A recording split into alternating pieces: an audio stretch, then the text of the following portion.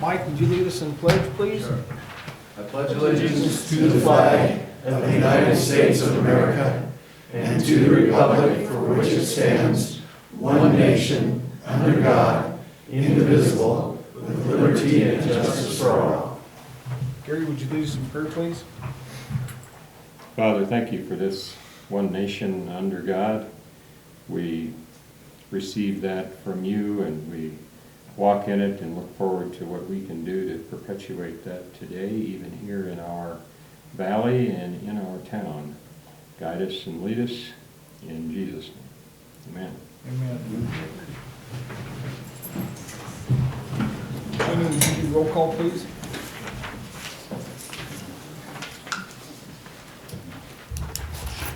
Counselor Counselor who? Johnson with a big bang. Here. It was an impactful statement. Yes, thanks. Okay. Counselor Foster. Glad to be here. Careful, I might drop you on your head too. Okay. Counselor Locke. Here. Mayor Becker. Here. And Mayor Pro Tem Segala won't be here this evening. Okay. Modifications to agenda? Yes, Mayor, we have several this evening. Are you kidding me? It has been a long day here in the city. I'm not going to talk You about want to use that. update? You want to use Segala's stand with that? I might have You to. can sit right over here. Where's my IT guy? Christian, No, there we go. did you get it? Yeah, there we go. That'll Okay. work. All right, so our first modification is to move resolutions down behind ordinances. And within resolutions, we'll move resolution 2 and 3 will change places. And then on N for staff proposals, reports, and actions, we're going to remove the Public Works report. Okay, need a motion? Move to amend the agenda as stated. Second. It's been moved and seconded to accept the modifications to the agenda. Is there any more discussion? Jenny? Counselor Foster? Aye. Counselor Locke? Aye. Counselor Johnson? Aye. Mayor Becker? Aye. Motion carries to approve modifications to the agenda. Okay, approval of consent agenda. Minutes of special meeting September 29th, 2020. Minutes of regular meeting October 1st, 2020. And review and approval of accounts payable.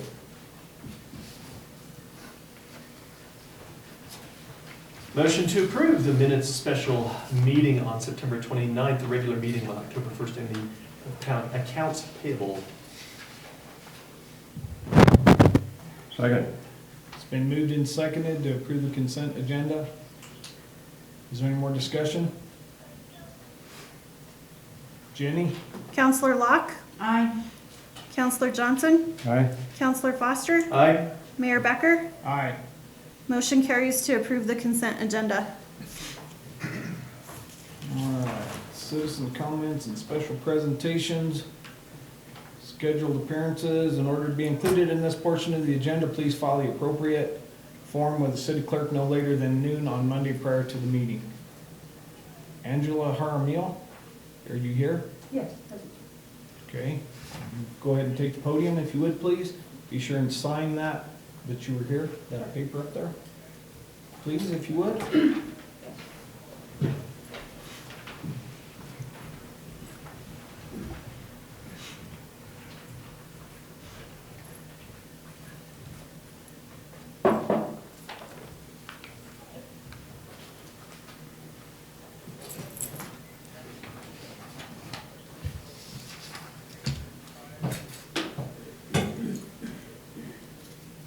Okay.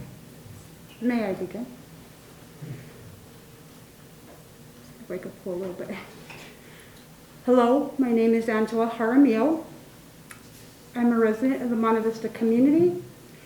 I am owner of 2 businesses, one which I recently moved to Alamosa, and I also minister at St. Joseph's Catholic Church.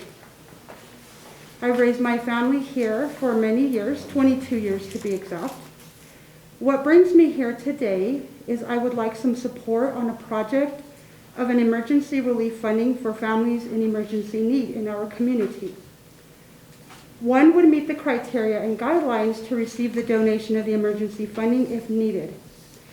I would like to begin the project of the funding through donations and contributions of anyone who would like to contribute to this funding. What brings me to this idea is observation throughout the years of our community at a very high poverty state. It has recently come to my attention that the month of September, there were 35 water shutoffs throughout the community. This saddens me as 35 families in our community, my friends, struggle without water. How many of these families were in emergency need? Many may be struggling and maybe may not. However, that is 35 families in dire need. How do we sleep at night as leaders aware of this crisis? We are at a very tough time. Right now, through the pandemic, as the pandemic is not over, many continue to struggle. Many families continue to struggle without work.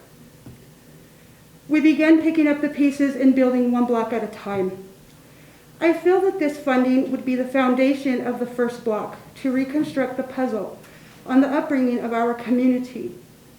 You see, my beautiful friends, the leadership that we all carry begins within ourselves. Are we lending a helping hand to our neighbor? What can we do to contribute to our community as leaders? We must lead by example. How others see us is how others follow. Now we may not be able to control.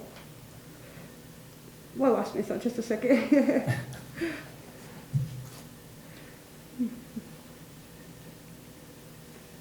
We not be able to control our family's financial needs. However, we can use this beginning as a building stone to reconstructing.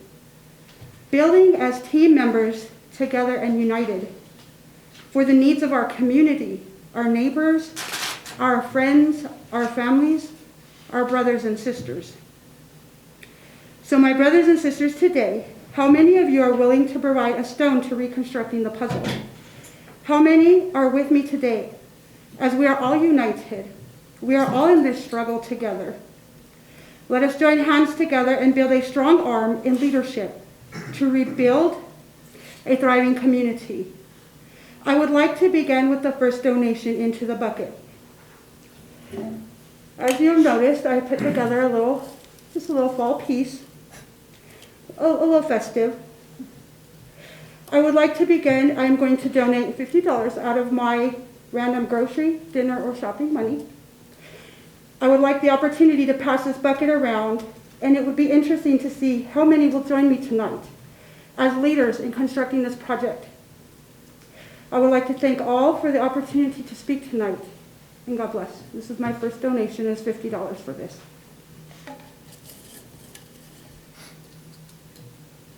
All right.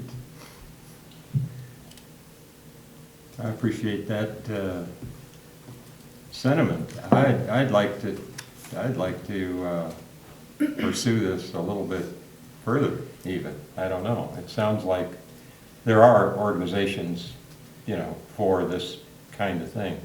But what you're talking about is kind of a grassroots.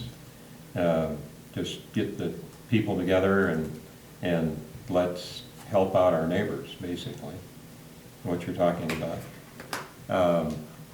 Yeah, I think that's something we ought to pursue and look at all the other avenues that are available. But this one is pretty straightforward.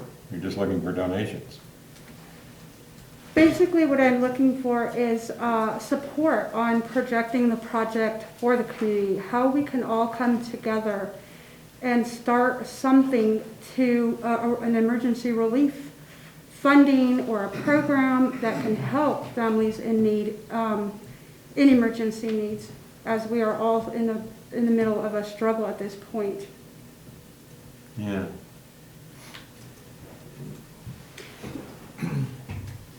Does that fit into anything that we've already got established in the budget for us? Or, I mean, I know we're working on a budget and I should know the whole thing, but I don't. Well, it could. We'd have to have a discussion about what the council can legally fund, as far as, and if you want me to, I can go there, or we can talk about it a little bit later. In my report, I have an idea that might be immediately beneficial to folks that are struggling with their utilities. I think this would be a more long-term solution, but for the city to be operable and funding something like this, certainly help with the concepts, but it has to be an entity. Just like, you all remember those two kids that came in with the tree project? It was like so awesome, but they came in under the auspices of the school district. So we were able to award funds to their project through the school district. So you have to have, a legal entity per se. Would her church count as that entity? If it was a corporation or a nonprofit or something, yeah, certainly. So there's ways to do this. I don't know that we can resolve that right now, and that's usually not part of this. But certainly if the council wanted us to work on it, we'd be happy to. Look into it, because right now you would be managing the account, correct? Correct.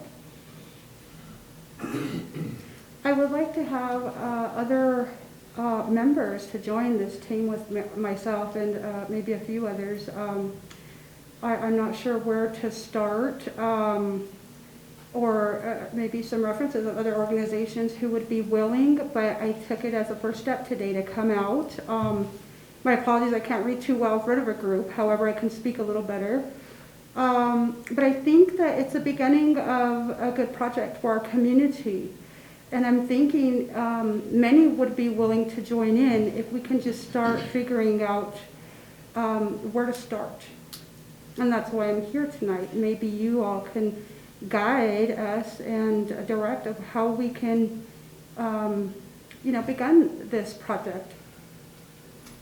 That would be, because there would be a lot of guidance needed in regards to that, because I believe that would be classified as like a 501c3, correct? Am I right on that? Well, they could be affiliated with one mayor. I mean, for instance, the Monte Vista Community Fund, is a nonprofit. They sponsor all kinds of, a huge variety of things, including the Friends of Sky High. So, that's actually would be a really good group to start with as far as creating a nonprofit umbrella for donations.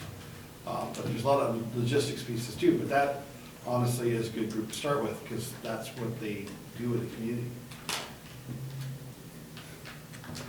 Just want to point it out to start with. Sure. So, Sure, I'm understanding that, a nonprofit organization needs to be put in place to, so I've been appointed to different churches or organizations or individuals who might. And I'm thinking maybe now, maybe there's other resources that can join in and we can all just come together. And I'm thinking maybe a year from now we go back and look and our percentage rate has lessened just by putting a little bit in out of each one of us. Well, I personally would be very much interested in meeting with you and just talking about just as a citizen and maybe get some guidance as to how to get some other people together and maybe get the church behind it. I'm glad to get you my phone contact information. We can at least start with that. I don't think there's anything official we can do here, but certainly put me on your list. I think that would be awesome. What I think I'm going to do at this point is I'm going to continue to raise a little bit in my bucket. And at the end of the month, as we're planning the project, I can come to the city and donate this money out. I wouldn't have to be aware of any confidentiality. They can just distribute it to a family that is in need that they're noticing. So this way, if I raise just a little bit or a lot, it would take one or more families at least for that month out of that emergency situation that they would be struggling with.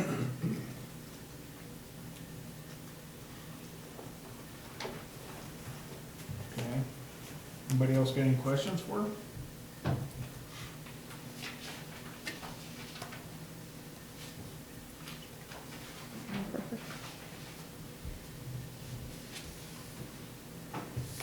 Thank you very much for your time this evening. Thank you all for allowing me to speak. Thank you. Yeah. Appreciate what you do. Thank you, Angela. Thank you. Here's my, I'll come around this. there you go. Go. This makes it official. Thank you very much. You bet. Okay. Monte Vista Chamber request for lodging and tax request for lodging tax distribution. It'll be one of those days. Good evening, Council. You forgot to sign in already, by the way. Did you sign in? My apologies. Do you want him to speak or do you want me to sign in first? We'll wait till he's done. Okay. Just long as you sign in before you leave. Oh, yes, no problem. I left my paper. Go ahead. No problem. No problem. So on September 16th, several of the Monte Vista Chamber of Commerce Board of Directors and Officers held our first official Tourism Marketing Committee meeting. The main purpose of this group is to create a marketing plan specific to Monte Vista, designed to attract and increase tourism in the city. The city of Monte Vista, of course, has a lodging tax money distributed through the Rio Grande Tourism Board, specifically for marketing, promotions, and events that generate tourism and visitors from outside the valley. A portion of these funds tonight are being requested. After the initial meeting, the members conducted research pertaining to specific parts of the proposal, the proposed marketing plan. We're in the process of compiling and completing this document. On October 14th, we met for the second time, adopted a draft and the proposed tourism marketing plan.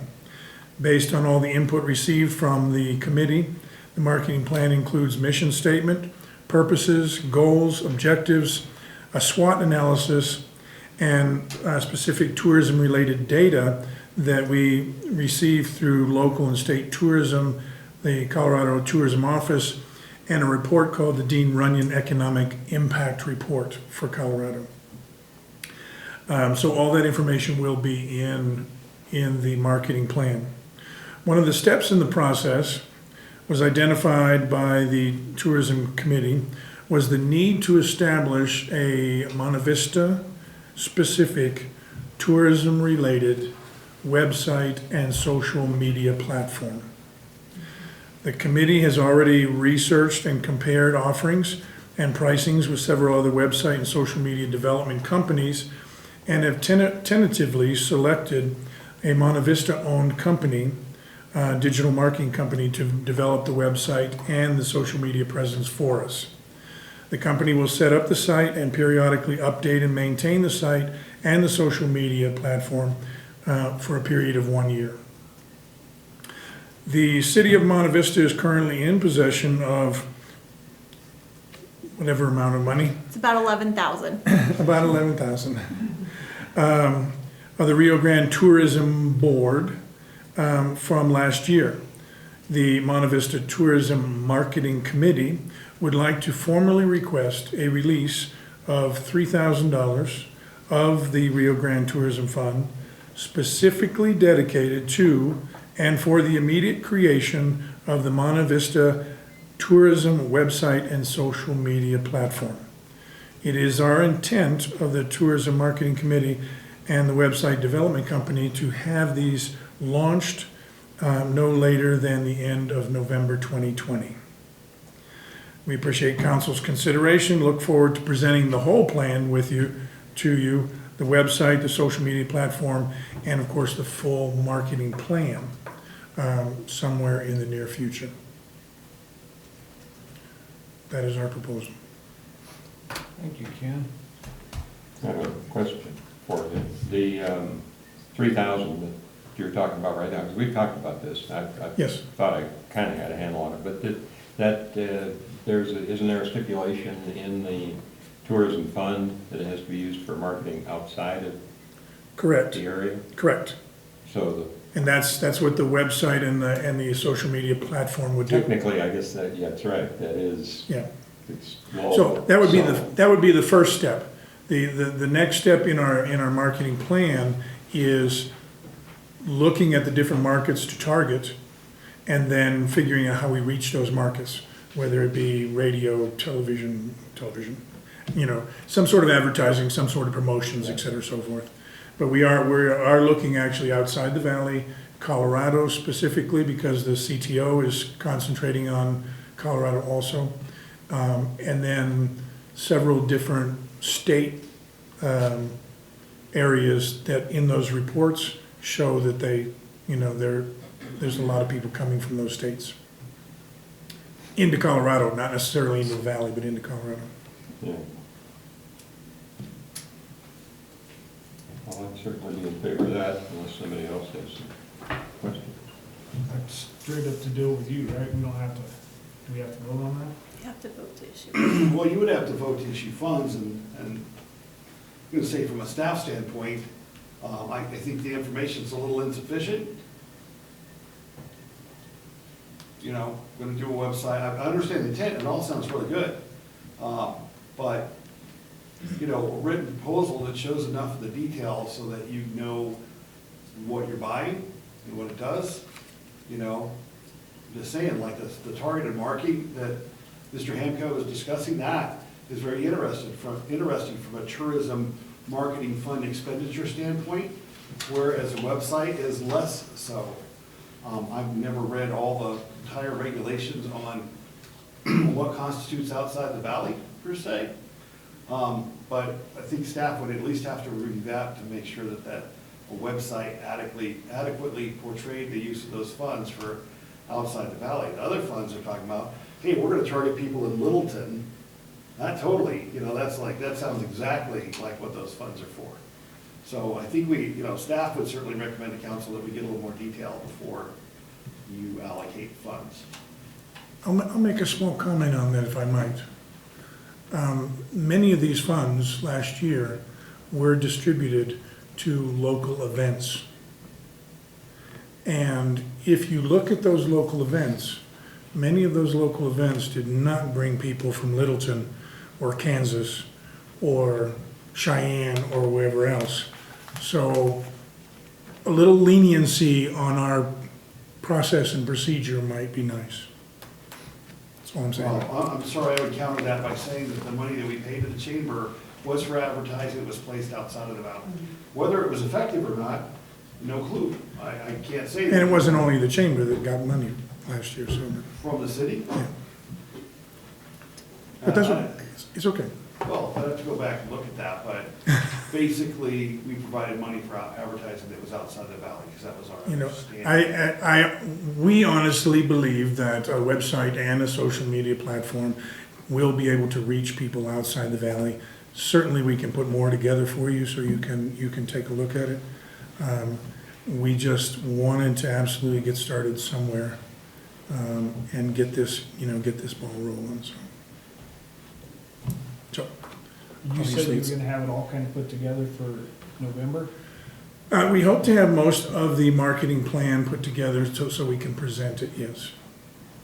So can we wait till, once you get that presented? And then do them all together, possibly? Or submit the request again at that time? Yes, sir. That way we have more information. Yep. So, just so we're all, does that sound good to you? Okay, Everybody good? yep, All right. Thanks, Ken. Appreciate you. thank man. you. You too, Lynn. Appreciate what you guys do with it.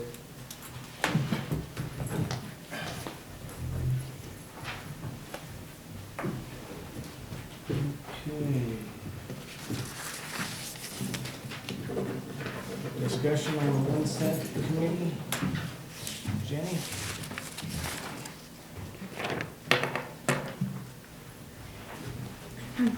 Good evening. You guys are gonna be so sick of me by the end of the night, so I'm just gonna apologize to everybody right now. So the purpose of the 1 cent committee discussion tonight is we need to appoint 2 more committee members. We had 1 committee member that has moved away, so is no longer eligible to serve on this committee, and we have 1 committee member who we can't really get a response from and hasn't been to any of the meetings. They made it to 1 meeting, and so we would like to tell them thank you for your service, but we need to get people on here that are willing to be at the meetings and willing to serve on the committee. So basically what I'm asking is for council's nod to go ahead and put the ad out like what we did last year, requesting information for people to put their name in the hat, and we'll kind of do what we did last year, and we will request letters of interest, and then council can take a look at those and appoint 2 new members if you're okay with that. Do we still have the letters for the people that we did not select? We do, and I didn't know if that was a direction that maybe you wanted to go as well. I believe there's 2 more people in there, I think, that put their name in the hat that we didn't appoint. So if that's a direction you want to go, we can definitely reach out to them and see if they're interested. If they are interested, then we can, maybe appoint them at the next council meeting. If they're not, then we would definitely need to get an ad out there to seek interest again. Well, I'm not saying don't put the ad out, but I do believe those 2 that are left should definitely be put back into circulation. Okay, definitely. Yeah, I'd be in favor of that. Okay. All right, sounds good. We will do that then. Thank you. Thanks, Jenny. Jenny? Yeah. You did the projector? Yes, I gotcha. Figured you did, but, I'll try not to rip it off the wall or something. Oh, I didn't know that thing worked, sorry, that's why I said. Okay, public hearing, minor subdivision, Thomas Joseph Malloy Trust. Skipping comments. Oh. You missed Miss Margot.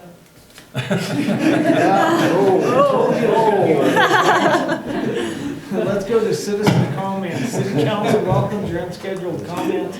Please limit your comments to 3 minutes. Council will not take action at the same meeting.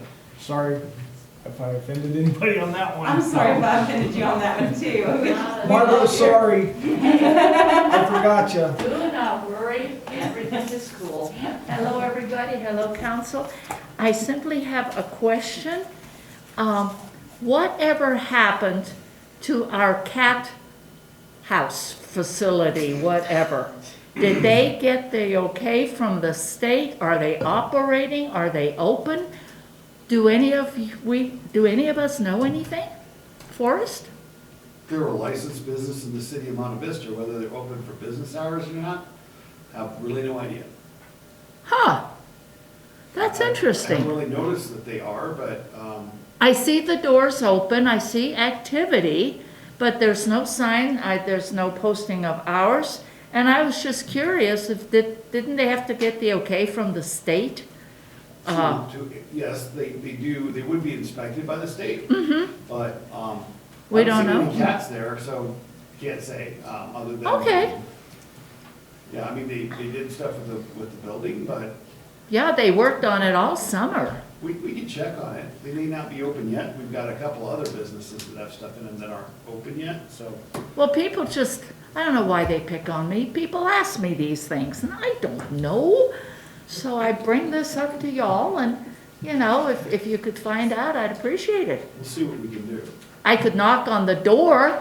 Good. I've tried that, and there was nobody home. But there is activity, so Right, thank you good. for checking on that. Sure.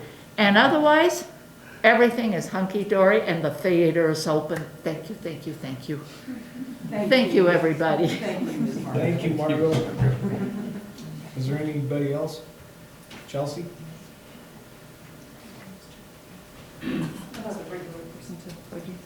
So I don't represent the cat shelter at all, but I know that they're very active on social media. So if you look at Cats Alive SLV and Kitty Corner Way Station, I believe that they are no longer allowing walk-in volunteers because of COVID since earlier this spring. But as somebody who, whenever I walks by, tries to look in the window and harass cats, there are cats in there, so.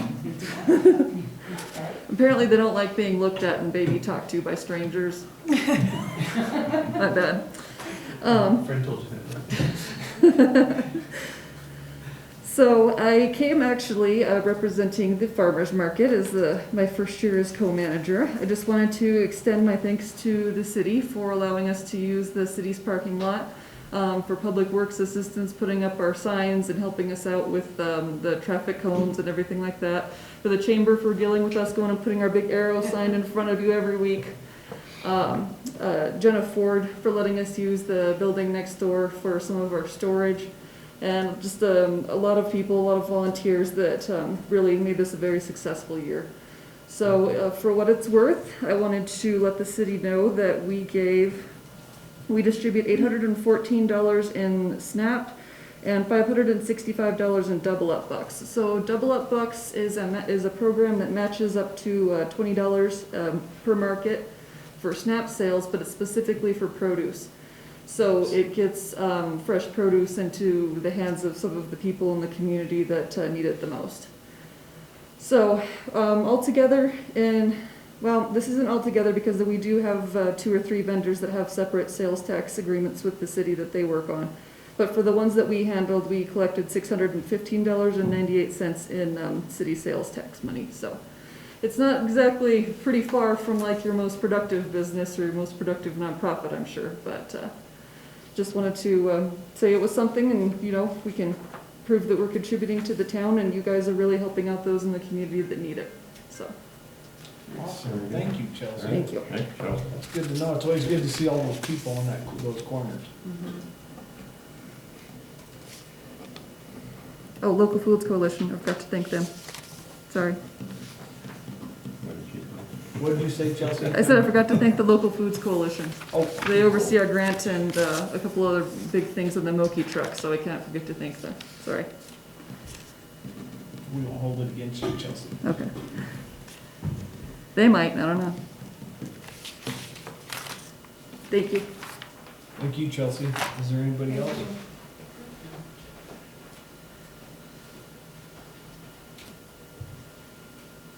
Going once, twice, okay. Now we'll go to public hearings. Minor subdivision, Thomas Joseph Malloy Trust for 331st Street, 111 Bronx, lots 16, 21, and north third of lot 22, block 2, taking 5 1/3 lots and creating 2 lots. Is this where you take over, Mr. Trujillo? I think so. All right, we will call the public hearing to order here. It is a minor subdivision, Thomas Joseph Malloy Trust. They're wanting to take 5 1/3 lots and create 2. And I don't believe the applicant is here. I don't know if he could get in, it sounded like. So why don't we call Forrest here and give us some rundown on exactly what they want to do. Okay, so good evening, counselors here. So the applicant couldn't get a flight for some reason, and stuff happens, and I did talk to him today. And if we have any major questions for him, we can call him on my phone, and he's available to answer them. From a staff standpoint, this is pretty simple. We'll show you some beautiful pictures, just so to orient you, but what the owner has done to this property since he bought it is really pretty amazing. It's right there on First Avenue. It's 2 old adobe houses that now look like new adobe houses. A lot of landscaping, yard work, all these other things. One of those happens to house a veteran that Councilor Johnson is very familiar with. So the owner actually went about this the very right way. Started out with the city about 9 months ago, described what he wanted to do, etc. So basically the property meets all of the minor subdivision requirements for the city of Monte Vista. I will get to, there is one correction that needs to be made upon the proposed plat. So if you approve this minor subdivision this evening, it will be with corrections. The applicant's aware of that. So, I don't know, that's like super awesome, amazing pictures, but yeah, there we go. Hey, dark's good, right? All right, so this was properly noticed. There were letters sent out to the neighbors in the corrected distance. Hard to read that side. If you can keep going forward, Jenny. So you can see that's the house on the east side, if you will. You know, and actually the property looks really nice, probably the nicest it's looked in years, with additional landscaping. The buildings were painted. There's some rock work, etc. They resealed the windows, did a great job for the tenants there. So it's actually a really cute property. I guess I shouldn't say cute, but back in the day, this property was actually owned by the Forest Service. And it was, they were employee housing units that, I'm not sure the entire age of them, but over the years, they'd had a variety of owners. So we reviewed the application. It meets all the guidelines under municipal code. The current lots can be subdivided into two lots which are compliant, which have legal access. This would not work if it wasn't a corner lot, because the west side of it, which is becoming a new lot, would not have legal access to a street. It would have legal access to an alley, and we can't actually do that subdivision, which I discussed with the owner. But because it's a corner lot, it has access both to First Street and Broad. Now, the garage actually accesses off the alley, but that's fine under our code. But we have two compliant lots. They meet the minimum square foot size. So basically, our staff, our city clerk did a lot of work on this. I got to do the fun front-end conceptual stuff. She got to do all the fun paperwork, I suppose. There's only one problem with the plat, and that is that the tracts described are 17A and 17B. And that needs to be lot 17A and lot 17B. Per our code of parcel lands located within the city or town, it is to be referred to as a lot. A tract is used to describe a larger parcel, like say you have out here in the undeveloped areas of town. So applicants aware of that. It's a really easy change. Unfortunately, the map came with the tract, but we will overcome that if you approve the minor subdivision. Is that the last slide, Denny? Yeah. All right, thank you.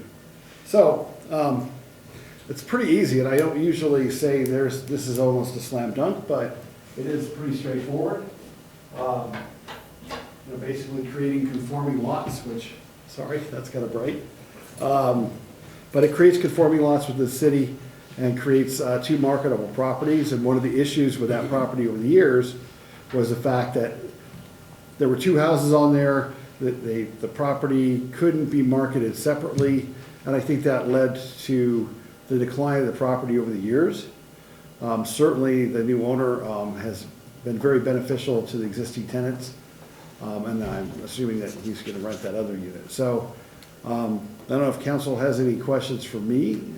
Otherwise, we'll let Mike, Mike, you got anything? No.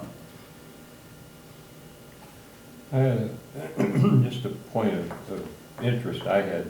I didn't realize that Tom hadn't gotten out here, that Mr. Malloy. And I hadn't heard from him, but we did have an agreement at one point when this was going to the P&Z committee for me to represent him with him on the phone. I don't know if do we need that at all, or can we just approve this without him being here? You know, generally, it's not a hard and fast rule the applicant has to be here. If this was contentious or there were a lot of questions, we could certainly call him on the phone, or we could postpone the matter. This is actually, you know, to me, a simple one, which is how minor subdivisions are supposed to be simple. Right. Usually with the ones we run into are not just here, but every place else, there's always something. But this one really has no unusual conditions.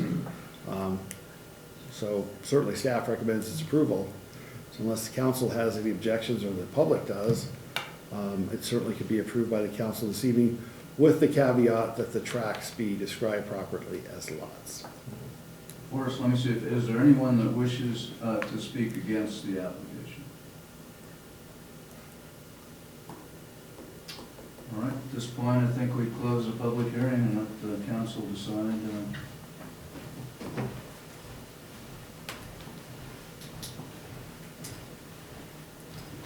If there's any other questions about it, I would move to approve the minor subdivision as defined in the presentation. Second. It's been moved and seconded to approve the minor subdivision. Is there any more discussion? Jenny? Counselor Locke? Aye. Counselor Johnson? Aye? Counselor Foster? Aye. Mayor Becker? Aye. Motion carries to approve the minor subdivision with tracts described to lots. Very good. Thank you. Now we move to public hearing on postponed item from 9/3/2020, special review use for Foster 212 Adams Religious Institute. Mike? Well, really, this isn't technically a public hearing because it's a review of the special review, so I think it's really probably time to make a decision which way you folks want to go. I think we've continued the matter up until tonight, but there is no, it's really not a public hearing per se, but probably time to make a decision. Do we need any more input? Because I know there's people here to represent both sides, right? Or are we just gonna do this? It's clearly up to you, Mayor. Really up to you. I'll move to approve it. Is there anyone that would have any questions, maybe? Should Mr. Foster take the podium? I'm sorry, Is there Mike, anyone that would maybe have any questions? Should Mr. Foster take the podium to ask questions? answer if anyone has any questions? That would be justifiable. Right, procedurally, at this point, yes, Mr. Foster, Councilor Foster, then Mr. Foster. Mayor, you have a motion on the floor. Oh, yes, we did. Excuse me? We had a motion on the floor. Oh, there is a motion There on the was a floor? motion. So, Well, so We still, can- Councilor, you would not be part of the vote, so. Right, I know I'm not part of the vote. Right. But you, okay. Well, that's good to know. I was just gonna make that motion. Are we talking about there's a I motion? thought You you made made. You made the motion. Gary. Oh, I was saying I would. Well, in that case, I move to approve the postponed item from 9/3/20, review use for 212 Adams Religious Institute. I actually have prepared the statement that I would like to read if I may. All right, but a point of We've got order, point of Counselor, is that because there's a motion on the floor, after the motion is seconded, then any discussion or statements can take place. Okay, sorry, I second the motion. It's like Mr. Roberts' Rules of Order tonight. It's been moved and seconded to approve the 212 Adams. Is there any more discussion? Why, yes. Mr. Foster, forgive me for reading a prepared statement, but you've put a lot of time and effort and thought into the petition of forbearance, and what you certainly deserved more than an off-the-cuff response. As I said when you first threatened this council and every resident of Monte Vista, residents that we are supposed to be representing, by the way, I recognized your attempt at intimidation. I also informed you that I was not intimidated. That still holds true. I also recognize that you circulated a false report and were an unrighteous witness when you bore false witness against each of us, saying that we were un-Christian, un-American, and contributing to the moral decay of our society if we did not do things your way. In saying that, you bore false witness against every single person sitting on this council. While I don't trust your motives, I do forgive you right now for doing that. No, you've not asked forgiveness. That's not my business. But I give you my forgiveness because that's my calling as a follower of Yeshua and a servant of Yahweh. I let the word of Yahweh stand as my witness, for the word of Yahweh is living and active, sharper than any two-edged sword, piercing the division of the soul and the spirit that joins the marrow, and discerning the thoughts and intentions of the heart. Do you see a man who's wise in his own eyes? There's more hope for a fool than for him. I will not fret because of the evildoers, nor will I be envious of the workers of iniquity, for they shall soon be cut down like grass and wither as the green herb. As I sit here tonight, knowing all the people who have either called me, seen me in person, and voiced their negative opinion on granting this variance, and I've heard the people that have come to our podium to ask that we please not grant this variance, and the petition with the list of names of people who are opposed to this variance, which by definition is something out of the ordinary, I am left with only one option. I have an obligation to represent the people of Monte Vista, and as I have heard the ones who have reached out, spoken up, and let their opinions be known, I am compelled to honor my oath to the citizens of Monte Vista that I swore before people and before Yahweh. That's all I have to say. Any more discussion?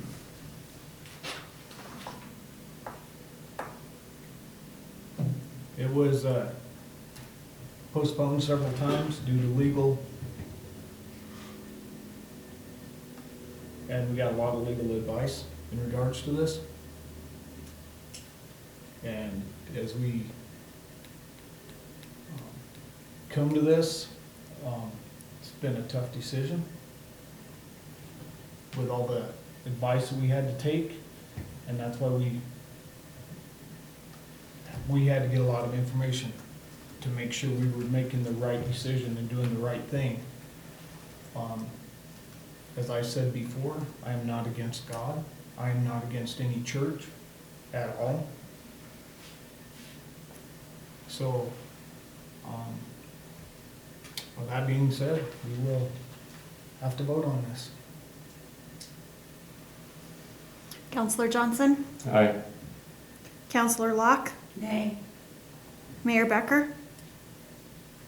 Well, based on all the legal information that I got, due to the fact of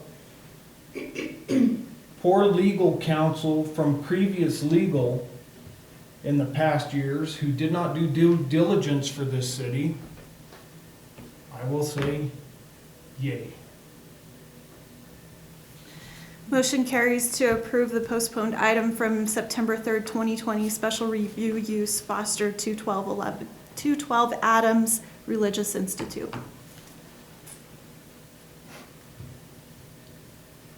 So we will now go to ordinances. Ordinance 906. Annual appropriation ordinance adopting the 2021 budget, second reading. Are we doing L first? No, we had a modification to the agenda. No, I know, but that went from J to L. Oh, whatever. And we were on H. We're okay.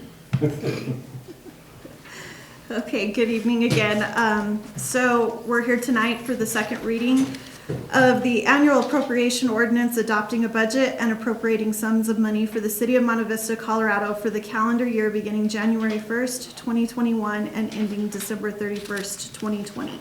Ordinance number 906 was read on September 29th of September 2020 and passed. So I would need a motion this evening for the second and final reading to be adopted. So moved. Second. It's been moved and seconded for the ordinance 906 to be approved on second reading, adopting the 2021 budget. Is there any more discussion? Jane? Counselor Johnson? Aye. Counselor Foster? Aye. Counselor Locke? Aye. Mayor Becker? Aye. Motion carries to approve the ordinance number 906 on second reading. Thank you. Thank you. You guys worked hard on that budget, and I appreciate the whole entire city for doing what they did. Now we move to J. We're doing 2020-05. 2020-05, okay. Okay. So Resolution 2020-05 is a resolution amending signatory authority on checks and other related instruments for the city of Monte Vista, Colorado.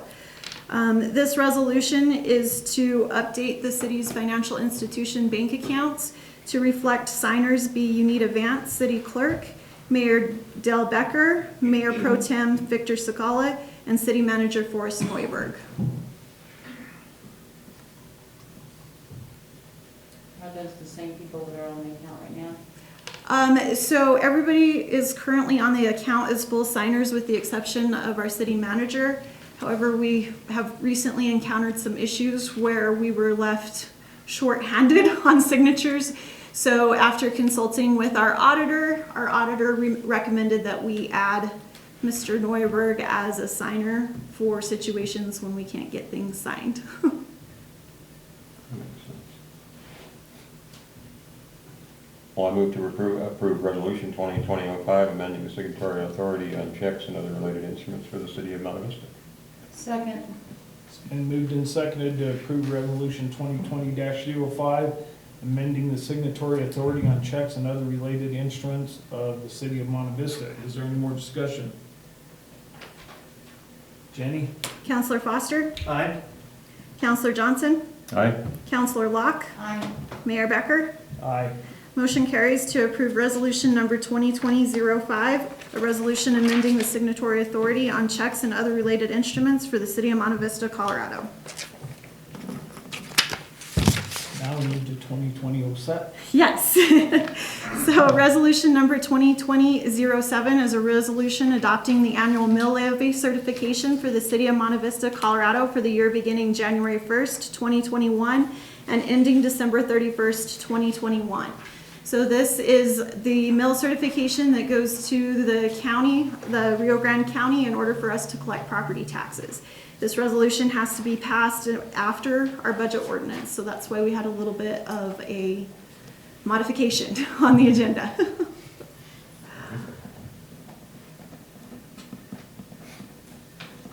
Move to pass resolution 2020-07, approving the annual mill levy. Second. It's been moved and seconded to pass Resolution 2020-07, annual mill levy for City of Monte Vista for 2021. Is there any more discussion? Yeah, is there any change in it from No. this year? Mm-mm. Okay. Only, correct me if I'm wrong, Forrest, but the only way to change the mill levy is to have an actual vote. Right, the amount Yeah. of dollars changed Oh, slightly, sure, but yeah. no, the bill levy, you know, is constant, but the amount of dollars changed ever so slightly. Right. Yeah. No, I was sure that just didn't get mentioned here, that Sorry. we're doubling the tax rate or something. That was part of the financial policy manual. Just wanted to. Did you miss that memo, Councilor? Yes, I did completely. Jenny? Counselor Locke? Aye. Counselor Johnson? Aye. Counselor Foster? Aye. Mayor Becker? Aye. Resolution number 2020, sorry, I'm having a hard time tonight, guys. Motion carries to approve resolution number 2020-07. I'm done for a little while. Okay. Worst. That actually got folded up, right? Okay. So now I'll come visit y'all for a while.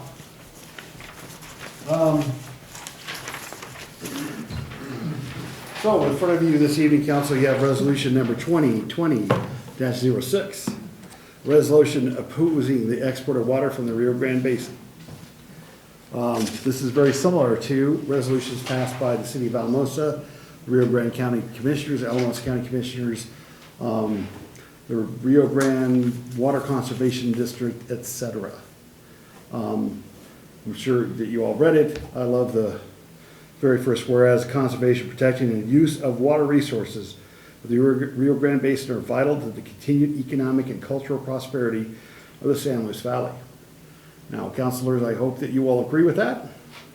And staff would certainly recommend that you would vote in approval of this resolution this evening. We feel like it's pretty vital that, you know, what is this, every 15 years or so, somebody from the Front Range wants to come and take the water from an over-adjudicated basin. You know, and when they stop filling swimming pools in Texas with Rio Grande water, perhaps that would be more interesting. But we all live and die for agriculture in our part of the valley, as does much of the valley. So water is the most precious commodity I think that we have besides our people.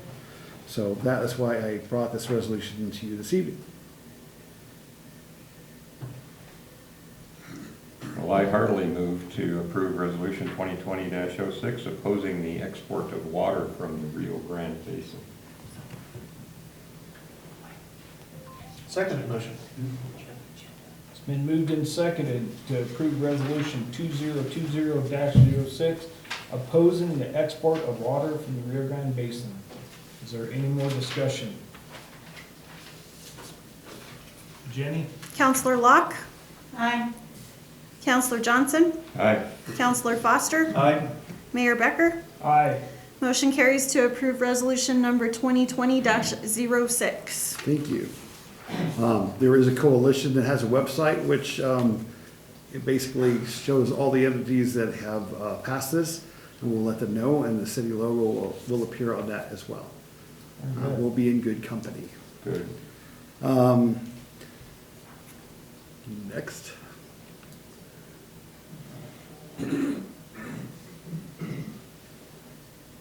Airport lease? Yes, sir. So you all have seen this exact document before, but it was only for the term of 1 year. The airport board recently met to go over this again. Our FBO is Alpine Aviation LLC, who is Jedediah Ellithorpe, or Jed Ellithorpe, for those of you who know him. And he has been our airport manager for just a little bit over a year. Took over from Mark Jones, and Jed's done a really good job. Our airport has lots of fun challenges, let's say. But he's done a really good job of doing some things that have made it more usable and more user-friendly for the pilots to do fly out of there. And actually, because of some of the things he's doing, including a bit of a flight school, he's actually garnering more interest in our airport. So he's done a really good job. The airport board's very happy with his performance. And so recommended to you this evening that, as per the original discussion, that Mr. Ellithorpe, as Alpine Aviation LLC, would be awarded this operating contract for the next 3 years. So that's the document in front of you this evening. Staff would certainly recommend that you approve this one.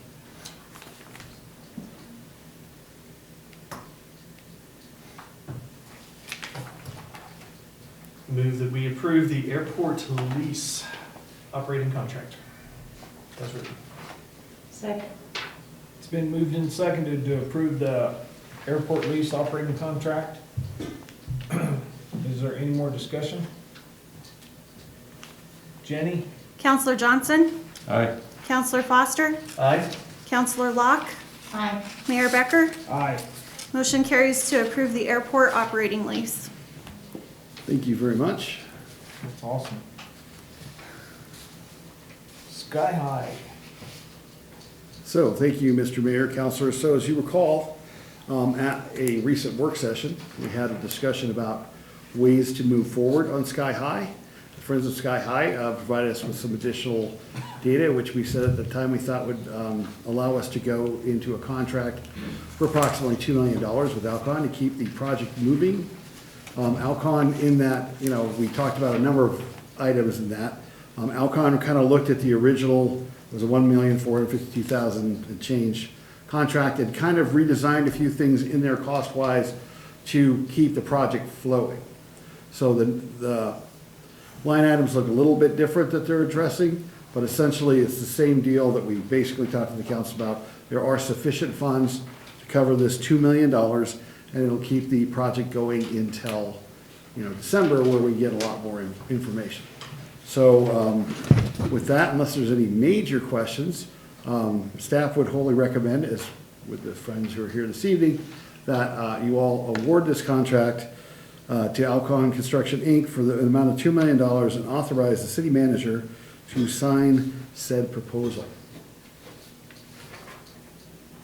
What was the figure of 2 million last in? Is this on top of that, or? No, ma'am, this is before that. This So is- we're still out here. And is it in addition to that? This is all Sky High money that we're spending right now. Right, this is actually friends' money and donors' money. Okay, well, All we're right, fine with that. so these are funds, these are actually funds that are, these are funds that are in hand. Okay, All right, so All right, this thank is, you. this is cash in the bank, so to speak. okay. I so move. Second. It's been moved and seconded to approve the Sky High Alcon contract and have Forrest sign the contract. Is there any more discussion? Jenny? Counselor Locke? Aye. Counselor Johnson? Aye. Counselor Foster? Aye. Mayor Becker? Aye. Motion carries to allow the city manager to sign the said Sky High contract for $2 million. Great, thank you. Thank you, Carla. Friends, we're walking right along. And one more step. One more step, Nice time. receive and approve financial reports. Jenny? I think this is the last time I got a parade in front of all you guys. Okay, so good evening. Now I get to wear my finance director hat. So this evening I wanted to give the council and the citizens an update on our economic status and our financial status here with the city of Monte Vista as of July 2020. As of July 2020, sales tax revenue is still trending 15% higher this year than it was last year, which is very interesting because we usually have a huge event in July called Stampede. And even though we were unable to host this event this year, the city still saw a $19,000 increase in sales tax from this year over last year. So good job to the citizens for having their faith in the city and supporting local businesses, because it's making a huge difference. While many cities across the United States and even our state are experiencing the same situations, we actually got to visit with a couple of cities and towns last week, and they're actually seeing anywhere between 34 and 45% increase in sales tax. So some places are doing really good, some places aren't. And I think it kind of goes back to what we've talked about all year long, is those communities that aren't wholeheartedly and solely based in tourism are managing to get through this and weathering the storm a little bit better than those that are, you know, that's what their main economy is tourism. So, you know, that age-old saying of shop local and be local has a lot to do with it. We do anticipate that our sales tax revenue is going to taper off at the end of the year, and we probably will see a slight bump for the holiday season. But, you know, economists and everybody across the state are kind of saying that it's been this way for pretty much everybody this year, but we can all kind of plan on that to level out. And we see that even in a non-crazy year. We always see the sales tax, property taxes obviously taper off at the end of the year. I believe we've collected about 98% of our property taxes from the county. So we're, like I said, we'll kind of start seeing things taper off. We are prepared for the economic recovery to slow. We're still monitoring our expenditures very closely. We want to make sure that we have proper fund balances, emergency reserves that meet best practices so that we can operate should something majorly go wrong.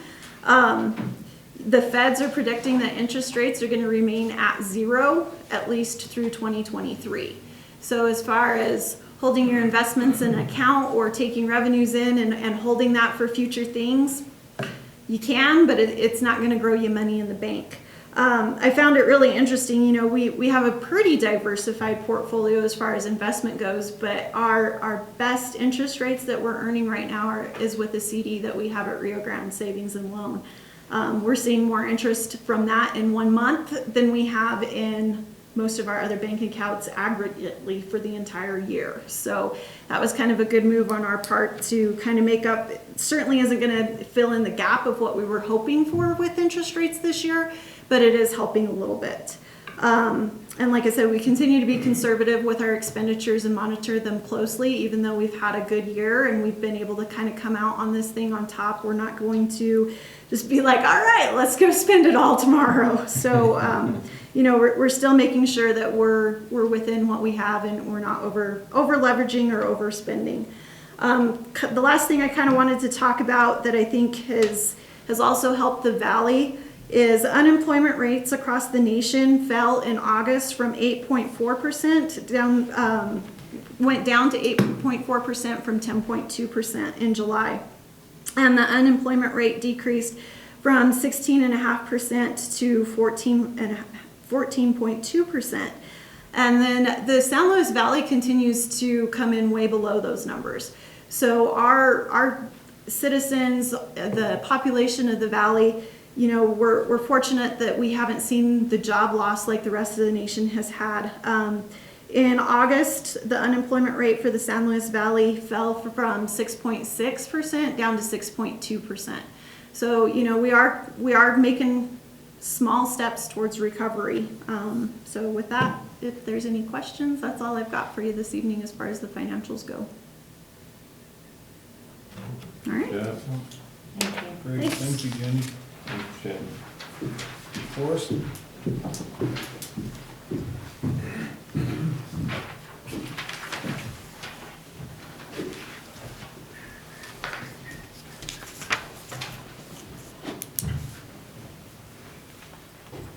Okay, got my fancy note paper. So you have most of my report in your packets, but as usual, stuff happens. So one of the things that, as I was, say surfing the internet or whatever, looking at some municipality things, there is the issue of utility customers of ours that have been impacted by COVID-19. And I was like, well, is there something we can do to help them in an immediate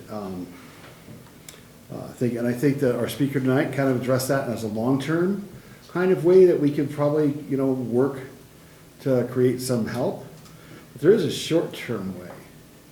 And I took the liberty of bringing it up with the county commissioners when I was on their meeting, whatever day that was, Tuesday or Wednesday, about some other matters. I said, well, while I have you, I asked them if we might be able to do this. And they said, well, if your city council is interested in doing it, we can talk about it some more. And this is what it is, long introduction. You could actually use CARES Fund. So the problem with the CARES Fund is the IRS created the regulations. So that's the problem with the CARES Fund, because it's very confusing. But I found that the town of Wellington in northern Colorado is doing exactly this. They're creating a utility relief fund. So the way that works is this CARES Act funds, they create an application form. It's a very simple one. The criteria is basically that the customer has to live within the town of Wellington, city of Monte Vista, if you will. It's a pretty straightforward deal, and we could craft that for for the city's utilities, because that was a question that I asked DOLA, which DOLA didn't have an answer for, but now I do. In that our utility customers that pay water and sewer could, and we have some that owe us quite a bit of money, and because they have had financial hardship, we can't really just write that off, right? Because that's how we operate those businesses. But the CARES Act funds would allow us to basically, they fill out an application, they submit it to the city. This would be a really quick turnaround project. We'd have to have the application period open and closed by November 15th. But that's a month, and we could get it out there. We have customers we know that have issues, who we could send letters to as well. Just saying, hey, here's an opportunity. You don't have to take it, but here's an opportunity to get that squared up. And the cost to them is nothing. Taking the time to fill out an application. IT has already said they can create an online one for us. We'd have a hard copy form. People could do either one. It'd be first come, first serve, with some set amount of money. We will generate, if the council approves us taking this approach, I'll work with our finance director to come up with what we think is a pretty good number. And I will have a meeting with county commissioners, or actually with the chairman, Monday to talk about this. They seemed amenable to it, but they wanted, it's like, well, what does your governing body say? So I don't know, I'll ask them. But it would be a good way to provide some quick, immediate relief to people that really haven't been able to pay for their water or sewer since February. And some, even farther back. Every year, we send a certain amount of utility bills to tax liens. And it's a practice that I don't like in a lot of ways. So here's a way that we could help customers before that period comes up when we send them. They can get squared up, because tax lien is a bad thing. Because you can't pay your bill off to the city, then you have to go to the county, and it costs you an extra $100 to pay off your bill if you pay it off through tax lien in the county. It also makes it harder to sell your property if you want to sell it. So I think we could do a really nice effort for our customers that could help them out this year. Don't know if there'll be CARES Acts in the future or whatever, but The county certainly has adequate CARES Act funds that are available to do this. So, you know, the cities, y'all recall you authorized an agreement which we signed that has expenses the city's already had. I can't remember what that number is roughly. Right now, we're at about 65,000. Right, so of expenses we've had that were directly due to COVID, so we get about $65,000 in care. There's Del Norte, South Fork, and South Center, I guess, south of the county line center, I don't know. I don't know what you call it, but it's called Center, but it's the only department in Rio Grande County. Anyway, I'm gonna guess that that doesn't add up to the $900,000, give or take, that was allocated to the county. So I think that they'll let us do it if you want us to pursue it. Would you like a motion for that? Yeah, I would, please. We need a motion to. Oh, we do? Yes. So what do we need a motion for? To authorize staff to investigate and implement CARES Act funding for utility relief. I so moved. Second. It's been moved and seconded to approve the CARES Act. The staff to investigate this and get it put together. Thank you. So moved. Jenny? Counselor Foster? Aye. Counselor Johnson? Aye. Counselor Locke? Aye. Mayor Becker? Aye. Motion carries to authorize staff to pursue the CARES Act money from Rio Grande County for utility bills. There you go. Thank you very much. I think that'll be, it'll be really beneficial. Hopefully we can arrange to do it and, you know, it'll help out some folks that are in need. And really, there's no cost to them. The way it's designed, they basically get an account credit that'll square them up, but they have to apply. We can't do it without them applying, but I think we can get that out there very directly. The other thing that was in my report tonight is the Valley 3, the north part of the Valley 3. Theater had some water damage to the roof. It was pretty significant from that lovely snowstorm, you know, the only snowstorm we've had since last spring. So we're working on bids right now that's $30,000 to $50,000 to fix. You know, it happens. It was an older roof and, you know, Rob's working on that. There's a number of different approaches we can take to the roof. The insurance, the good news is that our insurance covered basically the interior drop ceiling damage and such. So the interior stuff's covered, the exterior, you know, the adjuster was like, really? That's kind of old, so, which he was right. So anyway, we'll have bids for you all to look at, hopefully, and approve at the next council meeting. Obviously not an anticipated expense, but, you know, it's important for the preservation of the building. The great news is that we did part of the main theater building, the part over the lobby, if you will, a couple of years ago. And, you know, that part worked really well. So it's just the second and third theaters that have the issue. So anyway, and that's all I've got unless you all have any questions. I do not. Anybody else? Nope. Great, thank you. Forrest. Appreciate it. Chief?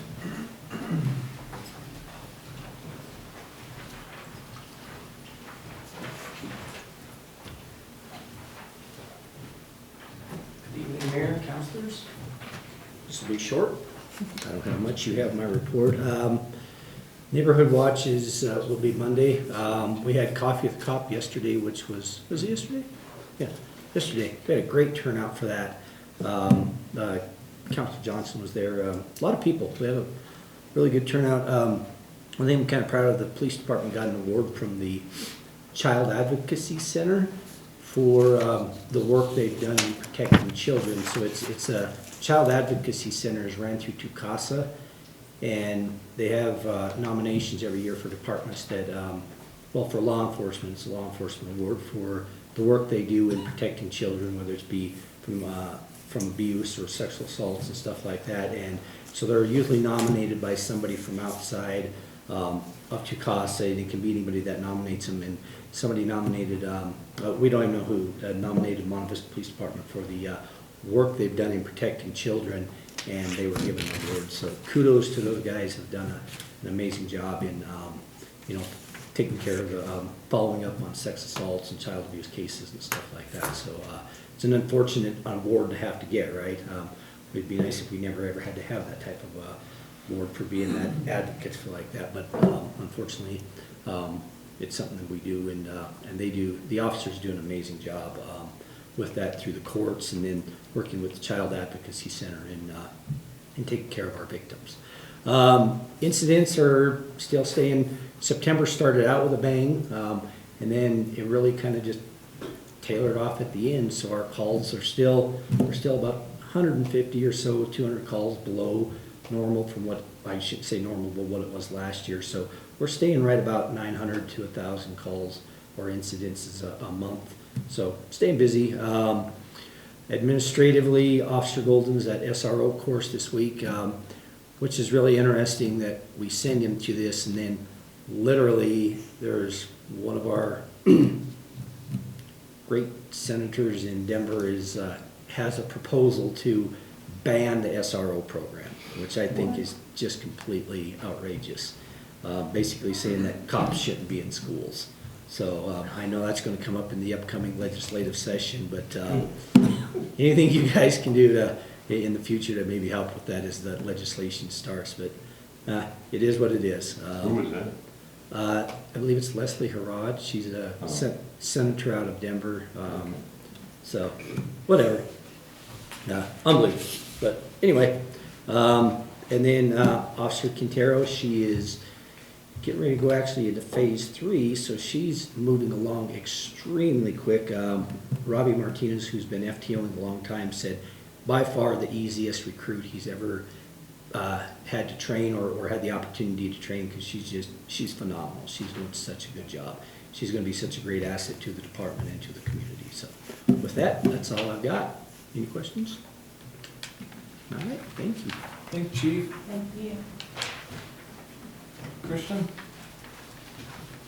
IT department? That's what we planned to be anyways.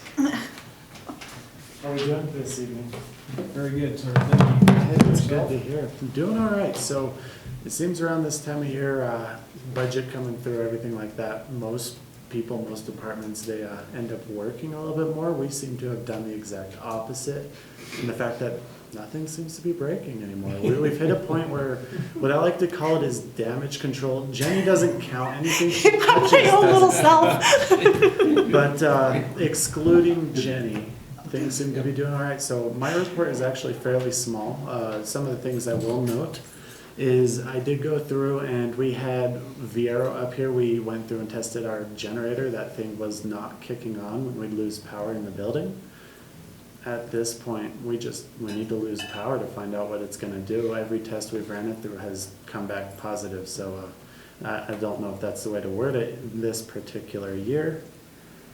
Other than that, though, we finished up updating the hard drives in all of the police department computers. Also got batteries for them, but they just showed up today, so that'll probably be a part of next month's report.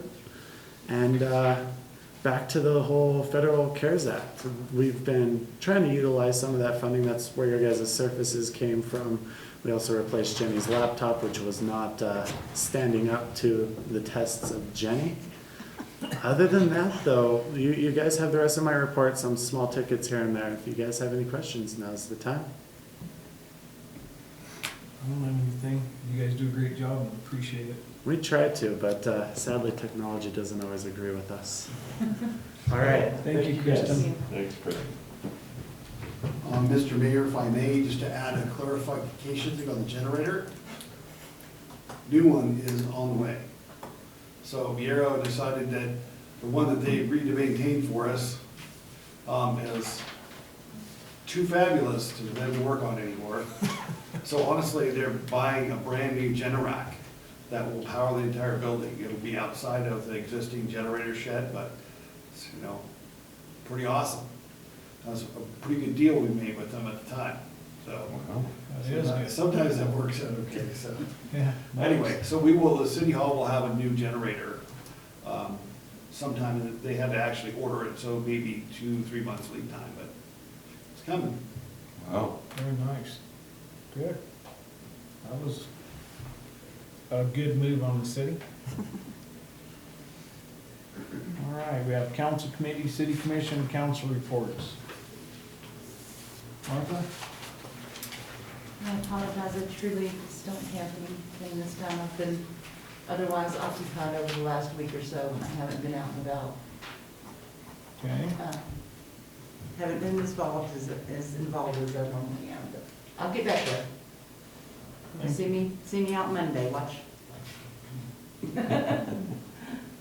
Larry? Glad to hear the exciting plans that the chamber has about their tourism, their marketing, stuff like that. Love to talk to you more about that and be part of some of that. As not necessarily a great marketer, but I occasionally have an idea. It's good to see that we are thinking outwardly. That's what I would like to say. Other than that, city work's been good. The parks have been looking good. Weather's been great. I know the city has nothing to do with that, but we'll say it anyway.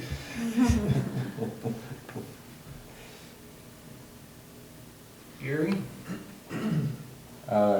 Yeah, I had some good and some bad, I guess. I'll get that bad part out of the way. I've been hearing from citizens that did not include Margot,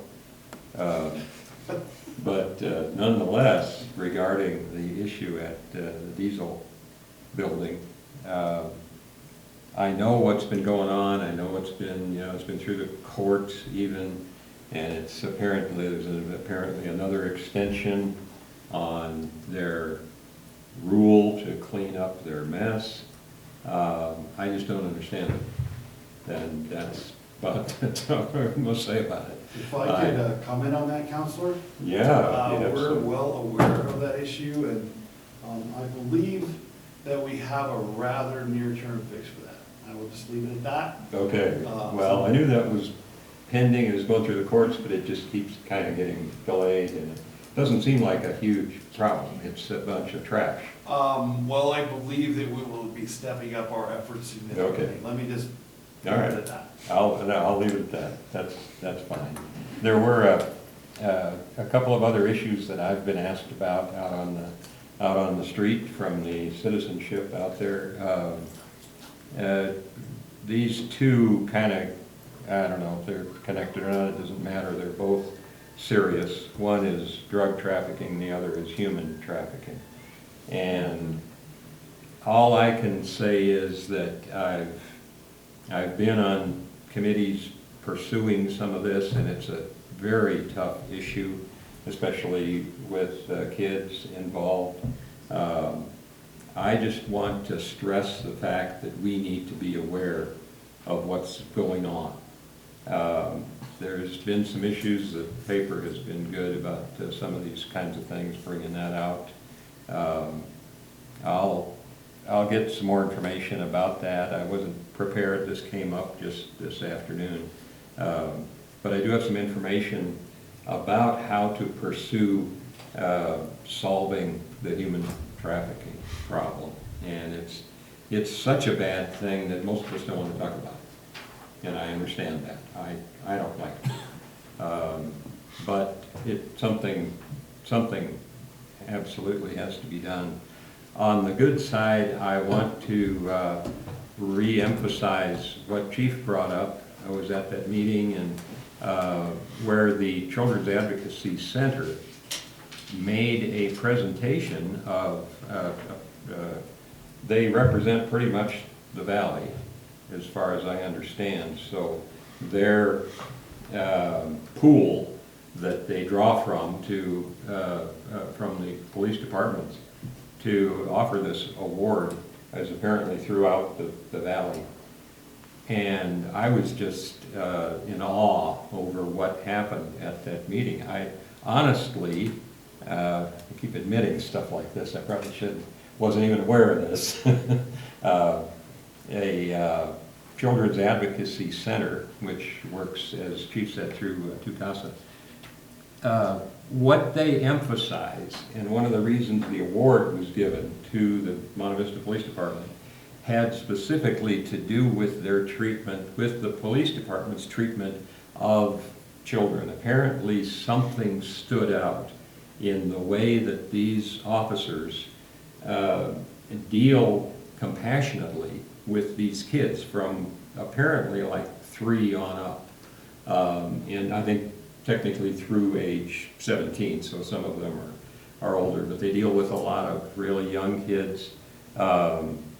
And that is it was so exciting for me to hear that not only is our PD out there doing the best job of corralling and containing all the bad guys in the world that seem to funnel through here, and we never even hear about it, but they can just switch to some other kind of personality where they deal with these kids, and this organization recognized that. And I just wanted to emphasize that. It is just such a phenomenal thing to hear about our PD. I have such phenomenal respect for them to begin with. But this really stood out. And there'll probably be something, I'm pretty sure, in the paper because you were there, right? So There was. There was. Yeah, so, oh, there was already? Mm-hmm. Oh, I didn't, this meeting was just, well, anyhow.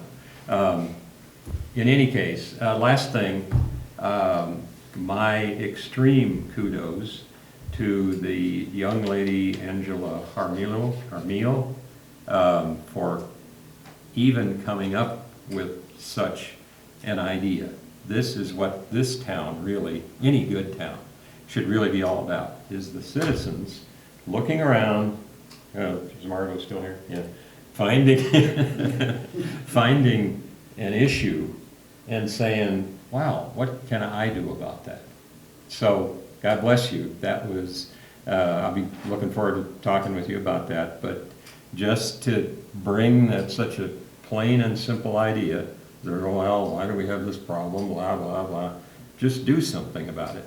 And bringing that before council, before the city, I applaud you for that. And believing that good things are going to come of it. We've also got because you, well, it wasn't necessarily connected, but the CARES Act that city manager brought up is even a big step in the right direction towards that. But this whole idea of just, and I encourage anybody in the entire city, we've got some of the city here, but there's a lot more out there watching this, hopefully, on YouTube, to find a need and take it upon yourself to see what you can do about it.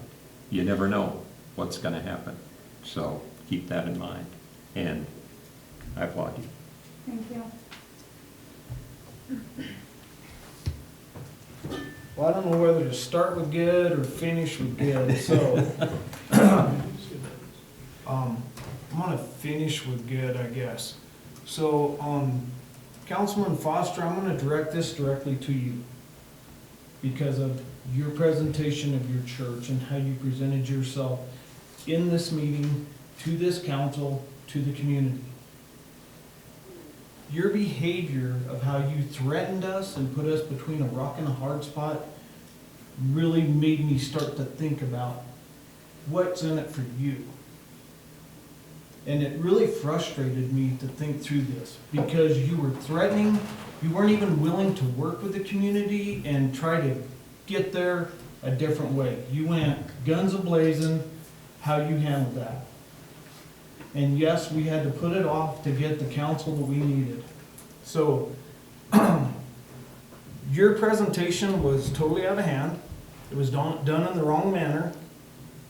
And you did that representing the community. You did that representing the citizens of this community.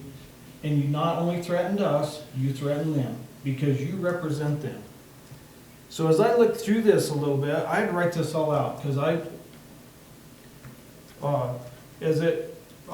voted yay, and it was with protest because we had nowhere to go. So your presentation, I want you to know the threats, that's not what you got. And your mannerism was totally uncalled for. That could have been done totally different, and it would have been a better outcome for all of us, including the community. So with that being said, I sincerely hope that when you present yourself at your church to your congregation, that you present yourself in a more of a professional manner, non-threatening, heaven forbid, that you did that evening here.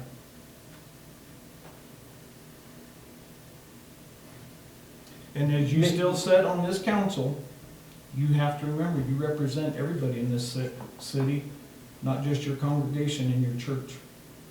So, again, I hope you present yourself better to your congregation and the people that will be attending.